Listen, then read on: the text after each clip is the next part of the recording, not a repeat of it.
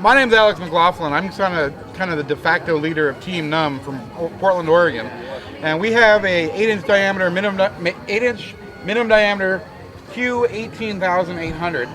It's got about 140,000 newton seconds of total impulse. We're expecting an apogee of between 65,000 and 75,000 feet. It's a blue formula that we've made ourselves. We've been flying it for a few years. It's got a 6.9 second burn time. Starts at about 2.5 tons of thrust, peaks up to about 3 tons of thrust. And yeah, it's made all out of aluminum. We got a steel fin can with aluminum fins, single opening dual deploy for our mains, and that's pretty much it. So the whole idea is, when we're building a motor this big, was to keep it as simple as possible. So basically our motor comes up to, or our propellant comes up to here. We have a floating bulkhead right here that all of our electronics mount on. This piece is a 3/4 inch diameter aluminum stop that gets bolted in. This becomes our forward, the equivalent of a snap ring, but it's basically our forward closure.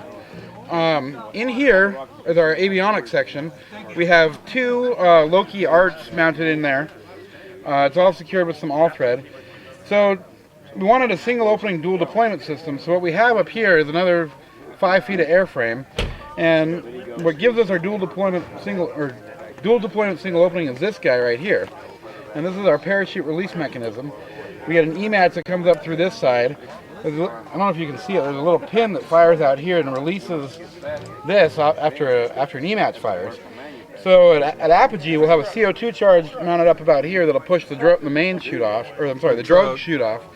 Then this will drop back down to 3,000 feet, and at 3,000 feet, a little pyro charge will fire, push the pin out, and allow this to come free. I can go ahead and show you. So it's just retained with a 5/16 inch Clovis pin. It slides together, pin like that, and we put a wrap of tape together to hold it all together. Really as simple as possible.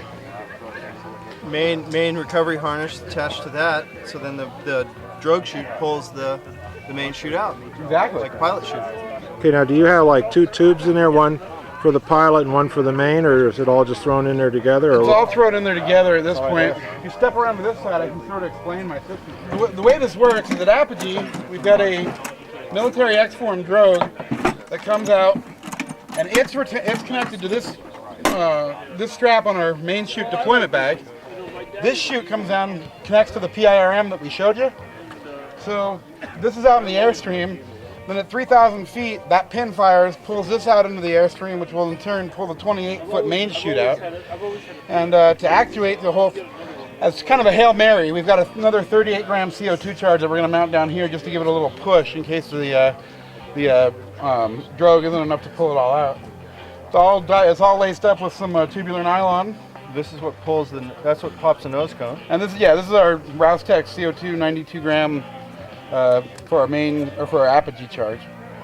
So with any luck, it should all hold together. This is our upper airframe. It joins back to the motor section back here, and we got our switches mounted in here. And then our nose cone mounts forward to there.